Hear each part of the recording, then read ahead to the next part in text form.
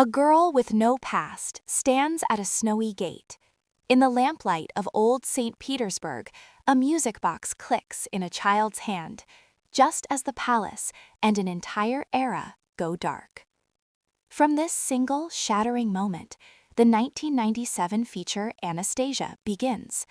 It follows Anya, an amnesiac orphan, on a sweeping quest not just for a lost identity, but for the very meaning of memory and myth.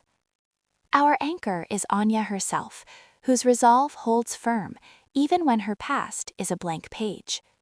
Her journey intersects with Dmitri and Vlad, two street-smart dreamers auditioning for a princess in a drafty, forgotten theater. Their chemistry feels authentic. The worn passports and fogged train windows ground their grand scheme in a tangible reality, while the voice performances add layers of humanity with subtle pauses and overlapping dialogue. Anya chooses to play along, and suddenly the stakes shift from mere survival to the profound need to belong. This choice carries her toward a past that seems to waltz back to her in fragments. In the iconic dream sequence, dust motes transform into falling snow, and silent portraits seem to awaken as she glides through the abandoned ballroom. The strings swell, a delicate chime shivers, and the film poses its central question: is identity something we recover, or something we create in the steps we dare to take? But as wonder builds, a villain closes in. Rasputin's show-stopping number erupts in a blast of green fire and brittle bones, his cursed reliquary setting a supernatural peril into motion. To make every moment feel real, animators studied the physics of ballet and the drag of fabric, ensuring that sleeves and skirts moved with the weight of real bodies. This dedication to realism is what sells the fantasy. Between the storyboard and the screen, however, entire moments vanished. Test audiences winced at several darker gags and a harsher prologue, so the filmmakers made crucial cuts. These trims sharpened the film's focus, removing narrative drag and avoiding a tone that felt jarringly grim for a family adventure.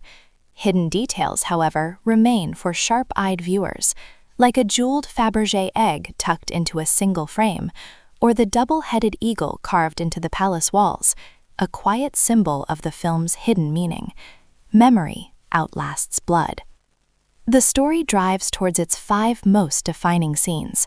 First, the haunting waltz through a ghostly ballroom. Second, the thrilling escape from a runaway train.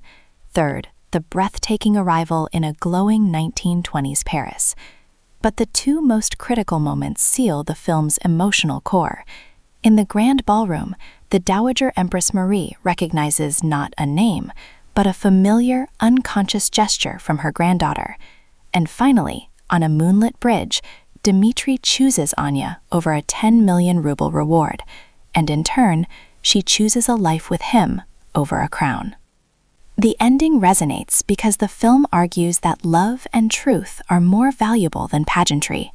It concludes this way to make a powerful statement that true family can begin with a handshake, and the past can be a blessing that doesn't have to bind you. The film's soundtrack is essential to this journey, sculpting every scene's atmosphere, from intimate music box melodies to the full, sweeping orchestra that gives the story its epic scale. Financially, the film was a resounding success, earning back more than double its budget and securing major award nominations. Its greatest strength is its lush, handcrafted artistry and a resonant found family message that feels more relevant than ever. Its only notable weakness is a villain who can feel slightly disconnected from the main emotional arc. For its timeless story, breathtaking animation, and profound heart, Anastasia earns a score of 86 out of 100. It reminds us that the most important story is the one we choose to write for ourselves.